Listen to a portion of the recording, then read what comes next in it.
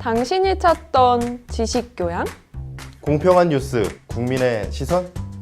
파격적인 아이디어와 상상력으로 뉴스를 디자인하는 시선뉴스입니다.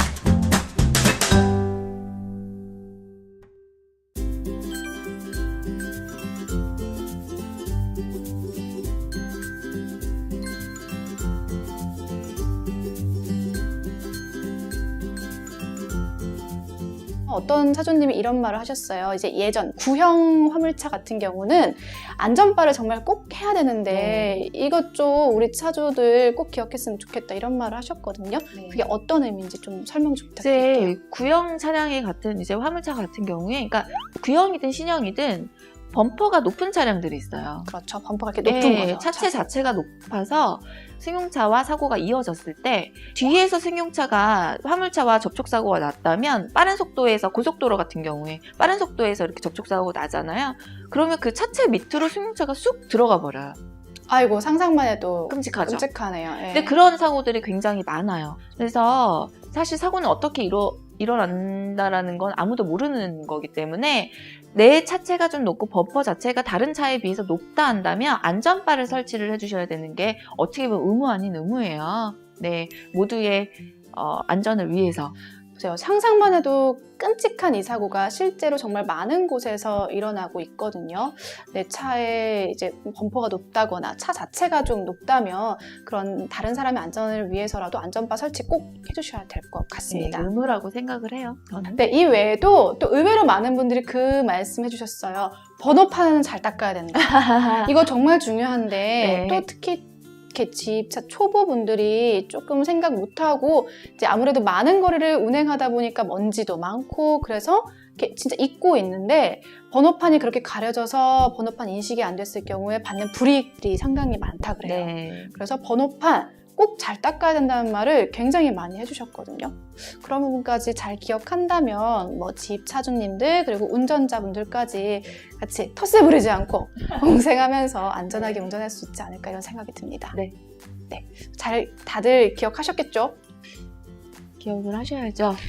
네, 그럼 오늘도 안전 운전하시기를 바라고 저희는 또 상담 코너에서 만나보도록 하죠. 네. 네, 상담 코너에서 볼게요.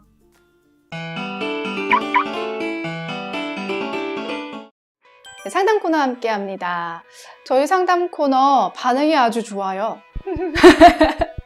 네. 네, 재밌는 상담 코너 이어갈게요. 오늘은 문제가 서행 관련된 문제가 두 문제로 준비가 되어 있어요. 첫 번째 문제 바로 들어갈게요. 네. 다음 중 서행에 대한 설명으로 옳은 것은? 입니다. PD님들 준비해 주세요.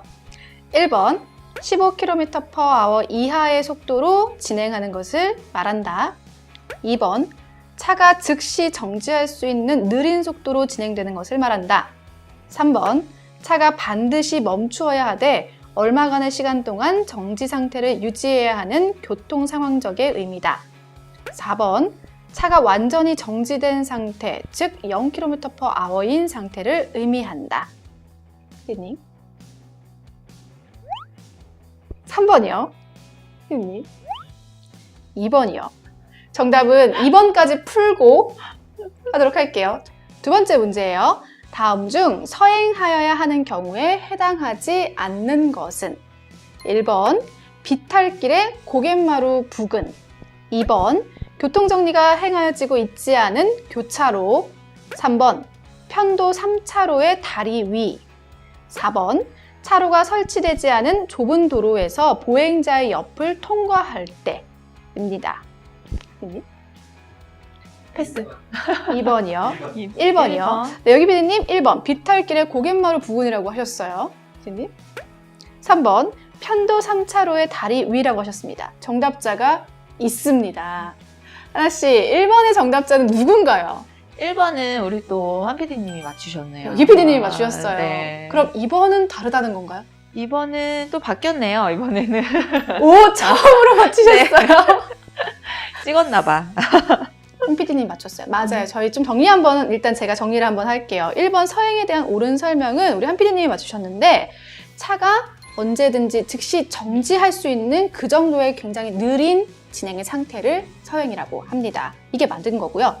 두 번째, 서행하는 경우가 해당하지 않는 거. 그러니까 뭐 우리가 항상 서행해야 되는 경우가 있잖아요. 그래도 네. 법적으로 있다고 해요. 그거 이제 하나 씨가 얘기를 해주실 건데 그게 아닌 경우는 편도 3차로의 다리 위에서는 서행의 그 조건은 아니라고 합니다. 그래서 이번에는 사이좋게 하나씩 맞추셨어요.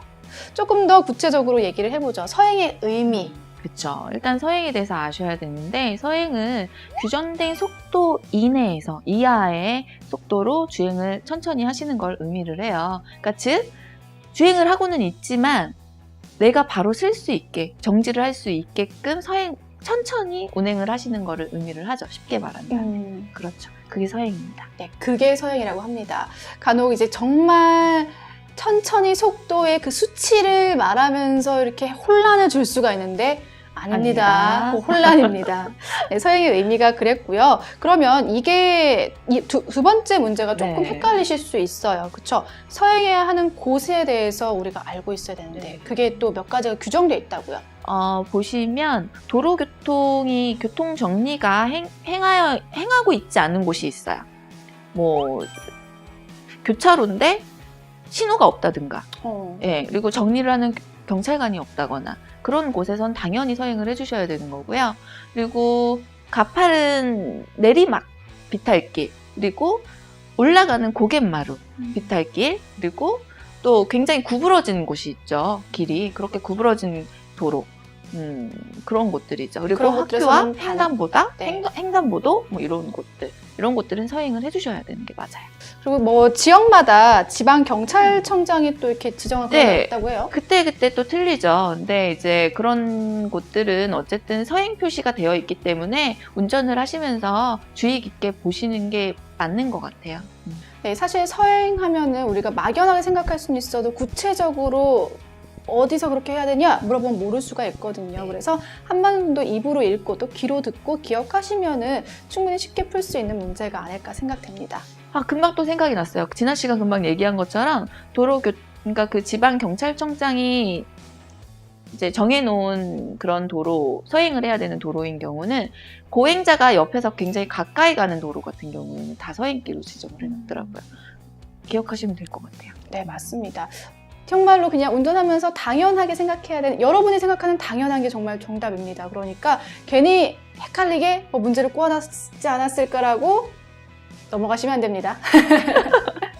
네, 그럼 오늘은 사이좋게 문제를 맞췄으니까 사이좋게 저희도 다음 시간에 또 기약해 보도록 하죠. 네. 네, 그럼 저희는 다음 시간에 만날게요. 안녕.